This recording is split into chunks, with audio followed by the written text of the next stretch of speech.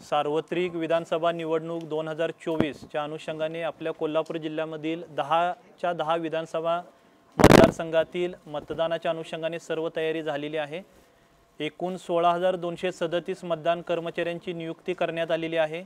एकूण 393 sector officer, 138 sector police officer आणि जवळपास 4,000 एवढा पोलीस फोर्स, एवढी सर्व यंत्रणा मतदानाच्या अनुषंगाने मतदानाच्या दिवशी काम करणार आहे।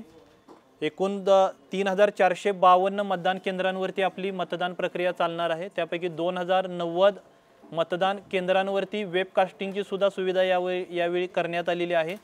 तर माझं कोल्हापूर जिल्ह्यातील सर्व मतदारांना, कोल्हापूर जिल्ह्यामध्ये जे 33,05,098 मतदार आहेत, सर्व मतदारांना नम्र आव्हान आहे, प्रशासनाने सर्व तयारी पूर्ण केलेली आणि जवळपास 25 ते 30,000 कर्मचारी या मतदानाच्या प्रक्रियेमध्ये मतदानाच्या दिवशी कार्यरत राहणार आहेत।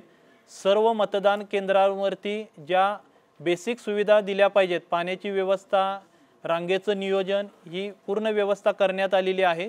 तर सर्व मतदारांनी 20 नोव्हेंबर 2024 रोजी सकाळी 7 ते सायंकाळी 6 ही जी आपली मतदानाची वेळ आहे, या वेळेमध्ये मतदान केंद्रावरती यावं, लोकशाहीने आपल्याला दिलेला मतदानाचा हक्क बजावावा आणि कोल्हापूर जिल्ह्यामध्ये मतदानाची टक्केवारी राज्यामध्ये अग्रेसर राहण्यासाठी आपण सर्वांनी सहकार्य करावं।